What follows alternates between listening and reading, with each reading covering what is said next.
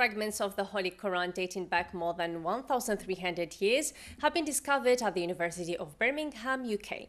These texts, which could have been written by someone who knew the noble prophet Muhammad, God's peace and blessings be upon him, are greatly fascinating researchers. Dzair.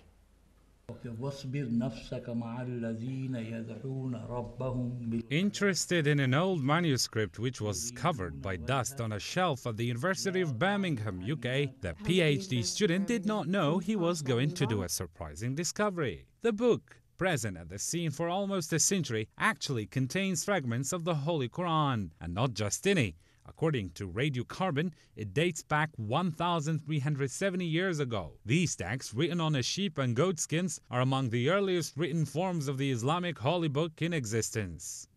We were expecting it to be early, but we did not, I think in our wildest dreams, expect that it would roughly correlate to the lifespan of the Prophet Muhammad, which makes it an incredibly early Quranic fragment. According to tests conducted by Oxford University research team with a probability of more than 95%, these elements have emerged between 568 and 645, the same time of the appearance of the Quran.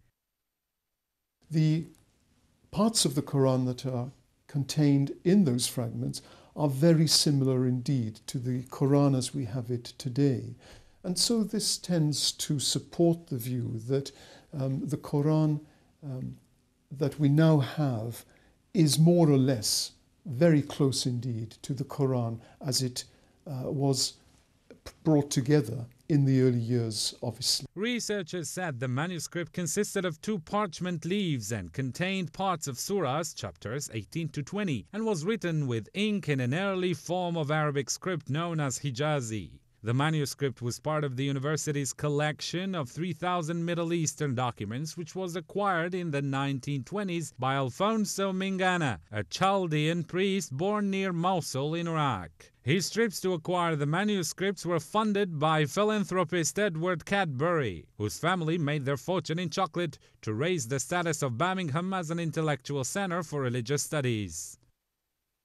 Who actually wrote it may well have known the Prophet Muhammad. He would have seen him probably. He would maybe have heard him preach. He may have known him personally. And that really is quite a thought to conjure with. While some manuscripts are major attractions elsewhere in the world, their appeal to visitors is determined more by the status of the person who is understood to have recorded them.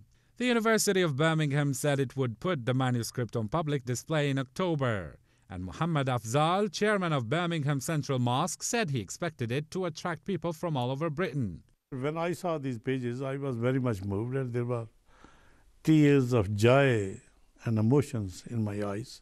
And I am quite sure that even the people from all over UK would come here to Birmingham to just have a glimpse of these pages. People would love this. Muslim scholars said the discovery, along with similar recent finds and studies in Europe, would help academics piece together the development of the manuscript into its modern form.